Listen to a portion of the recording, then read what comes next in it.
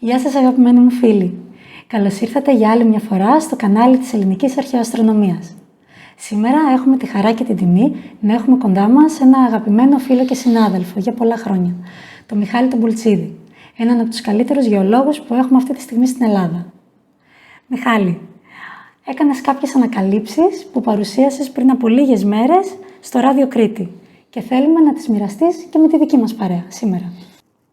Καλησπέρα Χρυσή και σε σένα και στους ακροατές σου και συγχαρητήρια για τη δουλειά που κάνεις και τους σχετισμούς που προσπαθείς να δώσεις τόσο σε ό,τι αφορά την ελληνική μυθολογία όσο και με βάση τους αστερισμούς και τη χρησιμότητα που αυτοί είχαν σε ό,τι αφορά τον αρχαίο ελληνικό πολιτισμό. Σε ευχαριστώ πολύ.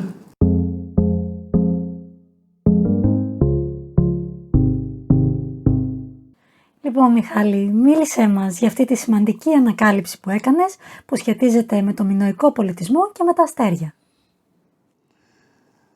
Εκείνο που μελετήσαμε και τελικά διαπιστώνεται, μπορεί να το διαπιστώσει ο καθένας πολύ εύκολα, είναι ότι υπάρχει μια γεωμετρική συμμετρία σε ό,τι αφορά τις τρεις κυριότερες πόλεις του μινωικού πολιτισμού και αναφερόμαστε στην Κνωσσό, στο Ακροτήρι που ανακαλύφθηκε στην Σαντορίνη, καθώς επίσης και στην αρχαία Τρία, με δύο ιερά κορυφής, το ιερό του Κόφινα και το ιερό του Γιούχτα, καθώς επίσης και με τα τρία λατρευτικά σε ό,τι αφορά τη λατρεία προς το Δία σπήλαια, τα οποία, δύο εκ των οποίων βρίσκονται στην Κρήτη, αναφερόμαστε στο σπήλαιο του Δικταίου, στο Δικταίο Άντρο και στο Ιδαίο Άντρο, καθώς επίσης και με ένα τρίτο σπήλαιο, το οποίο είναι το σπήλαιο Ζά, το οποίο βρίσκεται πλησίον της Απειράνθου στη νήσο Νάξο. Ποια είναι η σχέση όλων αυτών? Τα δύο σπήλαια που βρίσκονται στην Κρήτη, το Δικταίο Άντρο και το Ιδαίο Άντρο, απέχουν ίση απόσταση από το ιερό του Γιούχτα.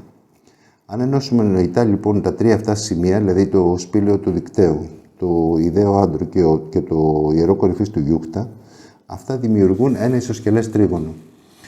Η διάμεσος της μεγάλης πλευράς αυτού του τριγώνου, αν την προεκτείνουμε προς τα βόρεια, αρχικά συναντά την Κνωσσό, εν συνεχεία διέρχεται από την ίσο Ντία, διέρχεται επίσης βορειότερα από το Ακροτήρι στη Σαντορίνη και τελικά καταλήγει στην Τρία. Αν την προεκτείνουμε αντίθετα τώρα προς τον νότο, η εν λόγω διάμεσος καταλήγει στο ιερό του Κόφινα. Παρατηρούμε λοιπόν μία συμμετρική δομή σε ό,τι αφορά τα δύο ιερά κορυφής, τα τρία ιερά σπήλαια σε ό,τι αφορά τη λατρεία προς το Δία, καθώς επίσης και τρεις μινωικές πόλεις. Εκείνο που έχει σημασία σε αυτή τη γεωμετρική δομή είναι ότι οι Μινωίτες της εποχής του 2000 π.Χ., 3000 π.Χ. χρησιμοποιήσανε το γεωανάγλυφο και πάνω σε αυτό το γεωανάγλυφο τοποθετήσαν τις κυριότερες πόλεις τους. Τι θέλω να πω? Οι θέσεις των σπηλαίων ήταν δεδομένες. Όπως επίσης δεδομένες ήταν και οι κορυφές πάνω στις οποίες λειτουργήσαν ή τις χρησιμοποίησαν για να κάνουν τα ιερά τους. Εκείνο που δεν υπήρχε στο γεωανάγλυφο, στο προϋπάρχον γεωανάγλυφο, ήταν η θέση των πόλεων. Αποφασίσαν λοιπόν χρησιμοποίησαν αυτή τη γεωμετρική δομή που έδινε το γεωανάγλυφο και πάνω εκεί τοποθετήσαν τις πόλεις της Κνωσσού, του Ακροτηρίου και της Τρίας. Κάτι άλλο πάλι που είναι πολύ σημαντικό είναι ότι η διεύθυνση της διαμέσου αυτής της ευθείας, της νοητής ευθείας, πάνω στην οποία βρίσκονται οι τρεις πόλεις που προαναφέραμε, η διεύθυνσή της είναι βόρεια 10 ανατολικά. Παρατηρούμε επίσης ότι ο βόρειος άξονας των τριών αυτών πόλεων είναι προσανατολισμένος πάνω σε αυτή την ευθεία. Αυτό σημαίνει ότι η γεωμετρία στη ζωή τους ήταν πάρα πολύ σημαντική και γι' αυτό λόγο επιλέξαν αφενός τις θέσεις των πόλεων σε αυτή την ευθεία, αφετέρου προσανατολίσαν και επί αυτής της ευθείας την διάταξη των κυριότερων πόλεων τους. Όπως γνωρίζουμε, η Κρήτη είναι γεμάτη από σπήλαια και πολύ όμορφα σπήλαια, με πολύ ωραίο διάκοσμο. Ανάμεσα σε όλα αυτά, γιατί οι αρχαίοι Μινωίτες επέλεξαν το Δικταίο και το Ιδαίο για να τα κάνουν τα ιερά τους σπήλαια? Προβληματιστήκαμε αρκετά, αλλά τελικά κατανοήσαμε πολύ εύκολα, συμπεριλαμβάνοντας και το σπήλαιο του Ζά στην Άξο, γιατί αυτά τα τρία σπήλαια λατρευτήκαν. Αυτά λατρευτήκαν γιατί δίνανε αυτή τη γεωμετρική δομή. Οι πόλεις της Κνωσού, του Ακροτηρίου και της Τρίας επιλέχτηκαν να βρίσκονται πάνω σε αυτή τη γεωμετρική συσχέτιση από τους Μινωίτες. Με αποτέλεσμα τα σπήλαια τα οποία οριοθετούσαν χωροτακτικά τη διεύθυνση ανάπτυξης των πόλεων τους να ήταν πολύ σημαντικά για αυτούς και γι' αυτό το λόγο αποτέλεσαν τα κέντρα της θρησκευτικής τους λατρείας ως προς το Θεό της εποχής τους, δηλαδή αναφερόμαστε στο Δία. Σηματοδοτούν λοιπόν αυτά τα σπήλαια όλη αυτή τη γεωμετρική χωροθέτηση που εν γνώση τους ακολουθήσανε οι Μινωίτες. Έχει βρεθεί στην Κρήτη ένα από τα μενοδικά, για μένα είναι από τα καλύτερα, από τα μεγαλύτερη σπουδαιότητας κτερίσματα που βρεθήκαν, είναι το δαχτυλίδι του Μήνωα. Και γι' αυτό συσχετίσαμε την παρουσία αυτών των σπηλαίων στην αποτύπωση που υπάρχει εν χάρακτη στο σφραγιδόλιθο στο δαχτυλίδι του Μήνωα. Πέραν των άλλων παραστάσεων που υπάρχουν εν χάρακτε στο δαχτυλίδι του Μήνωα, το κύριο χαρακτηριστικό για μας είναι η παρουσία στο κέντρο του δαχτυλιδιού, του ιερού ενός πύργου, πάνω σε μία κορυφή. Αυτό πιστεύουμε ότι εκτιμούμε ότι απεικονίζει το ιερό του Γιούχτα και κατέρωθεν αυτού του ιερού βρίσκονται δύο πύργοι. Εμείς εκτιμούμε ότι από την αριστερή πλευρά, όπως βλέπουμε και στη φωτογραφία του δαχτυλιδιού, είναι το δικταίο άντρο, το σπήλαιο, το λατρευτικό, και από την άλλη πλευρά, στη δεξιά πλευρά της φωτογραφίας, αντίστοιχα βρίσκεται το ιδαίο άντρο. Αυτά είναι στην Κρήτη τα δύο σπήλαια που λατρεύαν, είναι θρησκευτικά ιερά για τη λατρεία του Δία. Ακριβώς κάτω από αυτά, από αυτή την απεικόνηση, υπάρχει ένα καράβι. Το καράβι σηματοδοτεί το ταξίδι. Η αρχή του αρχαίου κόσμου πάντα ήταν Ανατολή. Γιατί από εκεί έβγαινε ο ήλιος, από εκεί ξεκινούσε η ζωή. Και αυτό που σηματοδοτεί το καράβι είναι η αρχή του ταξιδιού. Η αρχή λοιπόν του ταξιδιού είναι από την Ανατολή και κατευθύνεται προς τη Δύση. Γι' αυτό και η πλώρη του καραβιού είναι στραμμένη προς τη Δύση. Εκείνο λοιπόν που πιστεύουμε είναι ότι αυτή η γεωμετρία απεικονίζεται πάνω στο δαχτυλίδι του Μήνωα και απεικονίζεται ξεκάθαρα με την παρουσία στο κέντρο του ιερού του Γιούχτα, ανατολικά του δικταίου άντρου και δυτικά του ιδαίου άντρου. Για να γίνει κατανοητός ο προσανατολισμός που δώσαμε προηγουμένως, αρκεί κάποιος να φανταστεί ένα ταξίδι προς την Κρήτη. Όπως λοιπόν ερχόμαστε στην Κρήτη, μπροστά μας ακριβώς είναι το ιερό κορυφής του Γιούχτα, αριστερά μας βρίσκεται το δικταίο άντρο και δεξιά μας βρίσκεται το ιδαίο άντρο. Κάτι που ήθελα να πω εδώ είναι ότι οι σχέσεις του Ακροτηρίου με τη Μινωική Κρήτη είναι δεδομένες. Αυτά που έχουν βρεθεί στην ανασκαφή ταιριάζουν απόλυτα και είναι σε συμφωνία με τον μινωικό πολιτισμό, καθώς επίσης και σε ό,τι αφορά και την αρχαία πόλη της Τρίας. Η αρχαία πόλη της Τρίας δεν είναι μία πόλη. Μέχρι τώρα έχουν ανασκαφθεί τουλάχιστον 10 επίπεδα, δηλαδή υπάρχουν 10 διαφορετικές πόλεις, η μία τοποθετημένη πάνω στα ερείπια της προηγούμενης. Αυτό που ταιριάζει με τον μινωικό πολιτισμό είναι τα επίπεδα 2-4, όπου και εκεί βλέπουμε ό,τι έχει απομείνει και έχει μπορέσει να ανακαλυφθεί από τους αρχαιολόγους, στα στρώματα αυτά δηλαδή, στα βαθύτερα στρώματα, ορισμένες υπολειμματικές τοιχοποιίες κτηρίων που έχουν ανακαλύψει να βρίσκονται και αυτές προσανατολισμένες πάνω στον άξονα, στον ίδιο άξονα, δηλαδή το βόρεια 10 ανατολικά, όπως και η Κνωσός και το Ακροτήρι. Αυτό ήταν το ένα σκέλος που βρήκαμε και αφορά τη γεωμετρική συσχέτιση αυτών των τόπων. Μας προβλημάτισε πάρα πολύ για ποιο λόγο επιλέξανε να εφαρμόσουν αυτή τη συμμετρία και περισσότερο αυτόν τον προσανατολισμό σε ό,τι αφορά στις πόλεις που αναφέραμε, δηλαδή στην Κνωσό, στο Ακροτήρι και στην Τρία. Γνωρίζαμε, όπως γνωρίζει και ο κάθε απλός άνθρωπος, ότι την εποχή εκείνη του μινωικού πολιτισμού η πλοήγηση στη θάλασσα γινόταν με βάση τους αστερισμούς. Η μελέτη λοιπόν των αστερισμών, δηλαδή των αστέρων, των αστεριών που βλέπουμε στον νυχτερινό ουρανό, για τους αρχαίους πολιτισμούς ήταν ο χάρτης, τον οποίο διαβάζανε, γνωρίζανε πάρα πολύ καλά τις κινήσεις των αστερισμών σε σχέση πάντα με τη Γη. Στην πραγματικότητα η Γη γυρίζει, οι αστερισμοί βρίσκονται σταθεροί στον ουράνιο θόλο, αλλά για τους απλούς ανθρώπους, όπως και για πολλούς σήμερα, νομίζουμε ότι εμείς είμαστε ακίνητοι και οι αστερισμοί γυρνάνε. Αυτά ήταν πολύ γνωστά στους Μίνωες και χρησιμοποιούσαν λοιπόν τον έναστρο ουρανό προκειμένου να μπορούν να πλοηγηθούν και να κατευθυνθούν στους στόχους και στις περιοχές που θέλανε. Εκείνο που βρήκαμε είναι ότι αυτή η διεύθυνση, η βόρεια 10 ανατολικά και η ευθεία που δημιουργεί με βάση τις τρεις, ανάμεσα στις τρεις πόλεις, δηλαδή την Κνωσό, το Ακροτήρι και την Τρία, ταιριάζει απόλυτα με το ευθύγαμο τμήμα που παρουσιάζει ο αστερισμός του Δράκοντα και το οποίο είναι παράλληλο σε αυτόν τον άξονα, δηλαδή έρχεται σε διεύθυνση βόρεια 10 ανατολικά κατά την αερινή ησημερία την εποχή των Μινωητών, δηλαδή για παράδειγμα το 2000 π.Χ. Επίσης μελετήσαμε και είδαμε ότι οι αναλογίες των αποστάσεων, ο λόγος δηλαδή των αποστάσεων, μεταξύ του Ακροτηρίου και της Τρίας, ως προς την απόσταση μεταξύ του Ακροτηρίου και της Κνωσού, αυτός ο λόγος είναι ίσα με 3,42 και είναι ανάλογος, σχεδόν ακριβώς ο ίδιος, ανάμεσα και στα τρία κύρια αστέρια, τρία από τα 14 κυριότερα αστέρια του αστερισμού του Δράκοντα. Αυτό λοιπόν μας προβλημάτισε πάρα πολύ και γι' αυτό το λόγο πλωτάραμε τον αστερισμό του Δράκοντα πάνω στον ελληνικό χώρο.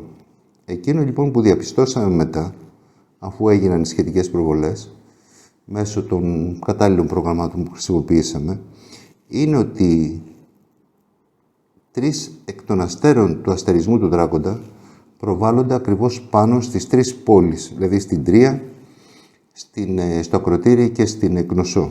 Επίσης, η γενικότερη διάταξη προβολής του αστερισμού περικλείει σχεδόν όλον τον ελληνικό αρχαίο κόσμο της εποχής.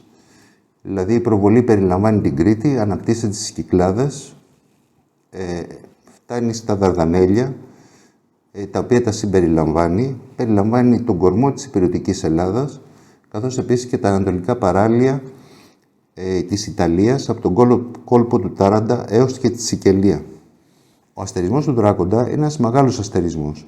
Περιλαμβάνει κατά ορισμένους μελετητές πάνω από 120 αστέρια, κατά ορισμένους άλλους πάνω από 200 αστέρια. Τα βασικά του αστέρια είναι 14.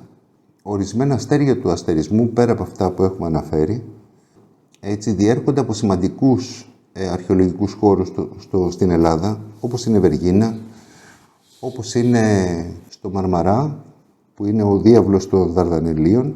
Αυτά ταιριάζουν απόλυτα. Μπορεί εκείνη την εποχή ο αστερισμός του Δράκοντα να περιελάμβανε και τη Μικρή Άρκτο. Αναφέρεται από πάρα πολλούς συγγραφείς ότι ο αστερισμός του Δράκοντα σε παλαιότερους χρόνους περιελάμβανε και τμήματα της Μικρής και της Μεγάλης Άρκτου. Αυτό είναι ένα κομμάτι το οποίο το μελετούμε, γιατί πέρα από την αναφορά στην Τρία, ξέρετε, η Τρία αναφέρεται ως ομηρική πόλη, γιατί δεν υπήρχε πριν τον Όμηρο καμιά άλλη αναφορά για την Τρία. Και αν πούμε παραδείγματι ότι οι αναφορές του Ομήρου ενάγονται στο 1000 π.Χ., η Τρία, τα βαθύτερα στρώματα της Τρίας πηγαίνουν μέχρι το 4.000 και 3.500 π.Χ. Άρα λοιπόν μας λείπουν πάρα πολλές παλαιότερες αναφορές για την Τρία. Μια άλλη ομηρική πόλη, και αυτό έχει σημασία, που αυτή τη στιγμή προσπαθούμε να τη συσχετίσουμε και αναφέρεται από τον Όμηρο, είναι η Αρχαία Δείκτη. Η Αρχαία Δείκτη είναι μια πόλη της Κρήτης, η οποία συμμετείχε στον Τροϊκό Πόλεμο, αναφέρεται από τον Όμηρο, αλλά ακόμη δεν έχει εξακριβωθεί που είναι η θέση της. Αυτόν τον καιρό εργαζόμαστε προς αυτή την κατεύθυνση, να ορίσουμε τη θέση της Αρχαίας Τρίας, τη θέση της Αρχαίας Δείκτης, μέσα από έρευνες που διεξάγονται, οι οποίες όμως ακόμη είναι σε πρώιμο στάδιο. Μίλησα λίγο γενικά για να δείξω ότι αυτή τη στιγμή δεν γνωρίζουμε, τουλάχιστον δεν υπάρχουν αναφορές, τους αστερισμούς που χρησιμοποιούσαν στη μινωική περίοδο. Οι περισσότεροι αστερισμοί, οι αναφορές που έχουμε είναι μεταγενέστεροι. Έτσι. Σίγουρα κάποια τμήματα διαπιστωμένα χρησιμοποιήθηκαν και από τους Μινωίτες. Δεν ξέρουμε αν χρησιμοποιήθηκε όλη η διάταξή τους, εννοώντας όλη τη μορφή που σήμερα έχει, αν δούμε σαν ένα αστρικό χάρτη, ο αστερισμός του Δράκοντα, ή είχαν και δικούς τους αστερισμούς, όπως ανέφερα προηγουμένως, συμπεριλαμβάνοντας και κάποιους άλλους, μικρότερους, όπως είναι ο Κηφεύς, όπως είναι η μικρή Άρκτος ή κάποια τμήματα της Μεγάλης Άρκτου. Γιατί ο αστερισμός του Δράκοντα είναι ένας πολύ μεγάλος αστερισμός, ο οποίος φαίνεται σαν να αγκαλιάζει και τους δυο άλλους αστερισμούς της Μικρής και της Μεγάλης Άρκτου. Και επίσης γνωρίζουμε ότι και από τη μινωική εποχή τα φίδια θεωρούνταν ιερά. Έχουν βρεθεί ιέριες με τα φίδια στην Κνωσό, αλλά και ομοιώματα φιδιών στο Ιερό Κέντρο των Μυκηνών. Χρυσή, αυτό το κομμάτι είναι κομμάτι δικό σου, εσύ το αναπτύσσεις. Έτσι. Εγώ εκείνο που ήθελα είναι να δώσω το βάρος στη γεωμετρία. Όλα αυτά ξεκινάνε από τη γεωμετρική δομή, την οποία παρατηρήσαμε και υπάρχει για την Κρήτη. Όντως έτσι είναι, όπως το είπες προηγουμένως, σε ό,τι αφορά τον όφη. Το μόνο που μπορώ να αναφέρω είναι ότι ακόμη και ο αστερισμός του Δράκοντα, μεταγενέστερα από κάποιους Έλληνες αστρονόμους της εποχής, έτσι μετονομάστηκε σε αστερισμό του Όφη, ο οποίος Όφης είναι στη μυθολογία μας, είναι σε πάρα πολλές παραστάσεις. Υπάρχει μία γνώση σε ό,τι αφορά τουλάχιστον από την κλασική εποχή και μετά. Από την κλασική εποχή, δηλαδή από το 400-500 μετά π.Χ., υπάρχουν αρκετές αναφορές σχετικές με τους αστερισμούς. Δεν έχουμε αναφορές από τον ελληνικό χώρο σε ό,τι αφορά τους προηγούμενους αιώνες. Και ειδικά υπάρχει ένα κενό μεγάλο σε ό,τι αφορά το τι γινόταν και πώς οι Μινωίτες, μια που μιλάμε περισσότερο για τον μινωικό πολιτισμό, έτσι, μπορούσαν και είχαν τη διάταξη, μια αντίστοιχη διάταξη αστέρων, όπως και αυτοί να την ονομάζανε. Αυτό είναι ένα κενό που υπάρχει. Και αυτό που προσπαθούμε να κάνουμε με αυτές τις γεωμετρικές συσχετήσεις είναι να βρούμε κάποια ίχνη αστερισμών, διατάξεις αστέρων, να το πω καλύτερα. Ένας αστερισμός είναι μια συγκεκριμένη χωροτακτική διάταξη αστέρων που χρησιμοποιούσαν εκείνη την εποχή. Για το μόνο που είμαστε σίγουροι είναι ότι χρησιμοποιούσαν σίγουρα την αρχή του αστερισμού του Δράκοντα, έτσι όπως την έχουμε σήμερα και έτσι όπως την περιγράφει ο Πτολεμαίος. Αλλά όπως και να έχει όμως, επειδή το θέμα πηγαίνει πολύ πιο πίσω αυτό που συζητάμε, σε ό,τι αφορά δηλαδή τη γεωμετρική και τη γεωμετρία, πώς την χρησιμοποιούσαν στο μινωικό πολιτισμό, στην ουσία υπάρχει ένα κενό εκεί που βασίζεται καθαρά στο ποιους αστερισμούς, όπως το αναφέραμε και προηγουμένως, είχαν και χρησιμοποιούσαν ακόμη και για την πλοήγησή τους οι Μινωίτες. Η εικόνα αυτή είναι πραγματικά εντυπωσιακή. Ολόκληρος ο αστερισμός του Δράκοντα φαίνεται πάνω από την Ελλάδα να την αγκαλιάζει ολόκληρη, από τη Μικρά Ασία μέχρι την Ιταλία. Όμως, ποια είναι η γνώμη σου, Μιχάλη? Προϋπήρχε ο αστερισμός του Δράκοντα και τον επέλεξαν οι Μινωίτες για να ταξιδεύουν σαν θαλασσοπόροι που ήταν και να προσανατολίζονται στη θάλασσα? Ή επέλεξαν τα συγκεκριμένα αστέρια πάνω στον ουρανό για να δημιουργήσουν εκείνη τον αστερισμό του Δράκοντα που θα τους δείχνει την πορεία τους στη θάλασσα? Χρυσή, στην ερώτησή σου η απάντηση που μπορούμε να δώσουμε είναι η εξής. Δεν γνωρίζουμε αν χρησιμοποιούσαν το συγκεκριμένο αστερισμό. Όπως προαναφέραμε, υπάρχει ένα κενό, γιατί είναι και μεγάλο το χρονικό διάστημα ανάμεσα από τότε που στην κλασική Ελλάδα αναφέρεται ο αστερισμός του Δράκοντα και σε σχέση με τη μινωική εποχή. Μιλάμε για μια χρονική περίοδο τουλάχιστον 2.500 χρόνια, 2.000 χρόνια πριν, σε σχέση με την κλασική Ελλάδα. Από αυτή την έρευνα που κάναμε, εμπεριστατωμένα, 3 αστέρια βασικά του αστερισμού του Δράκοντα, συν ένα στο Μαρμαρά 4, μπορούμε να πούμε ότι συνδέονται γεωμετρικά, είναι προβολές δηλαδή των αστέρων, με το ευθύγραμμο τμήμα της αρχής του Δράκοντα, δηλαδή ταιριάζει απόλυτα με τη χωροταξική διάταξη 3 βασικών πόλεων μινωικών. Άρα λοιπόν, σε ό,τι αφορά το συγκεκριμένο αστερισμό, αυτό το τμήμα του αστερισμού σίγουρα το χρησιμοποίησαν. Δεν ξέρουμε αν χρησιμοποιούσαν πρώτον αυτό το όνομα στη μινωική εποχή. Δεν γνωρίζουμε αν χρησιμοποιούσαν και άλλα αστέρια του συγκεκριμένου αστερισμού ή αν είχαν συμπεριλάβει και μικρότερους αστερισμούς που βρίσκονται πλησίον του Δράκοντα. Ο Δράκοντας είναι ένας τεράστιος αστερισμός.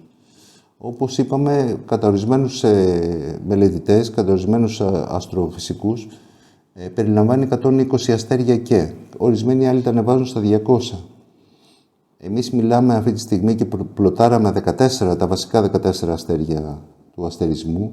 Στη μινωική εποχή πιθανόν να χρησιμοποιούσαν ορισμένα από τη συγκεκριμένη μορφή, όπως φαίνεται στους αστρικούς χάρτες του αστερισμού του Δράκοντα, και παράλληλα να υπήρχαν και άλλοι αστέρες από κοντινούς αστερισμούς. Ο αστερισμός του Δράκοντα είναι σαν να αγκαλιάζει και τη μικρή Άρκτο και τη μεγάλη Άρκτο. Πολύ δίπλα του είναι και ο Κηφεύς. Δεν γνωρίζουμε ποια άλλα αστέρια από τον έναστρο ουρανό χρησιμοποίησαν οι Μινωίτες.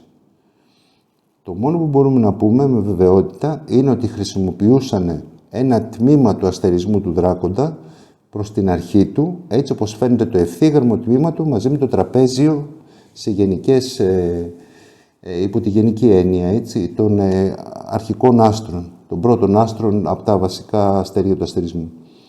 Εκείνο που έχει σημασία και είναι διαπιστωμένο ότι ο προσανατολισμός της αρχής του Δράκοντα, δηλαδή του τραπεζίου που έχουμε στην αρχή της κεφαλής του και το ευθύγραμμο τμήμα του, κατά την νεαρινή ησημερία της εποχής, δηλαδή το 2000, ταιριάζει απόλυτα με τη διεύθυνση του αστερισμού, δηλαδή το βόρεια 10 ανατολικά, ταιριάζει με τη διεύθυνση της διάταξης των τριών βασικών μινωικών πόλων που αναφέραμε.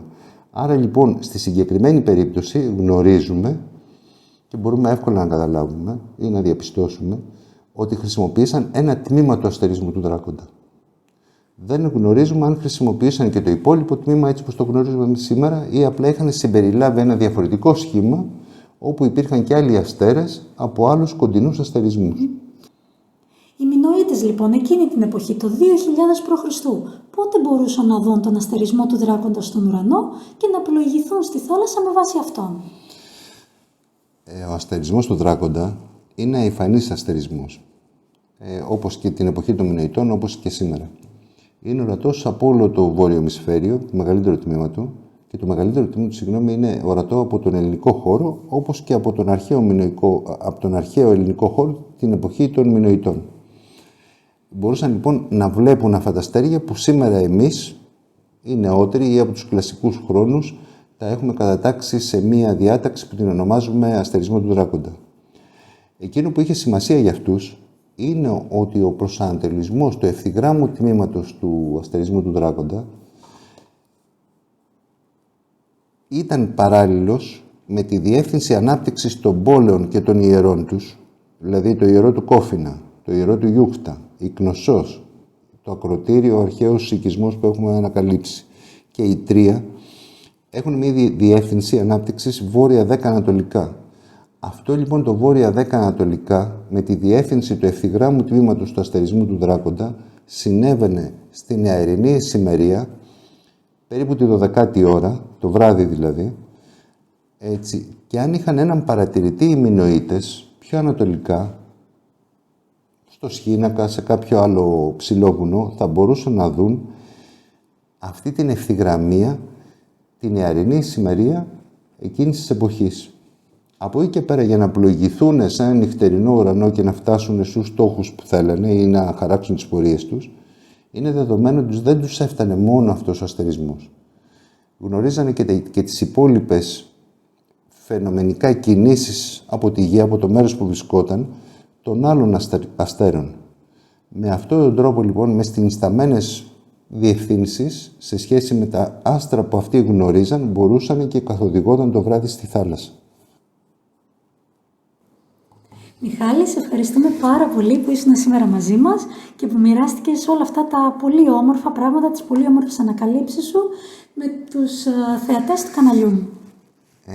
Χρυσή, εγώ σε ευχαριστώ για τη συνέντευξη και τη δυνατότητα που δίνεις μέσα από το κανάλι σου να γνωριστούν ορισμένες πλευρές της ελληνικής ιστορίας από μια διαφορετική σκοπιά. Σε αυτό που έχουμε κάνει, στη μελέτη που έχουμε κάνει και αυτή που ένα κομμάτι της έχουμε συζητήσει μαζί,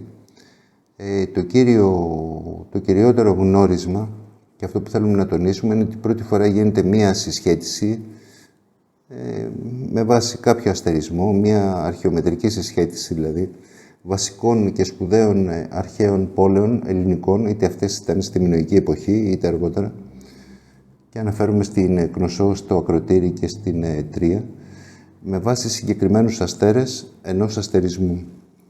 Αυτή η προσπάθεια πρέπει να συνεχιστεί, τη συνεχίζεις με το κανάλι σου, εύχομαι κάθε επιτυχία. Ευχαριστώ πολύ. Έτσι, για μας εκείνο που έχει μεγάλη σημασία ήταν να αναδείξουμε τον τρόπο που ένα κομμάτι, δεν μπορούμε να αναδείξουμε όλο τον τρόπο, κανένας δεν μπορεί, αλλά τουλάχιστον να δώσουμε μία χρειά της χρήσης της γεωμετρίας, την οποία χρησιμοποιούσαν πάρα πολύ οι άνθρωποι στο μινωικό πολιτισμό.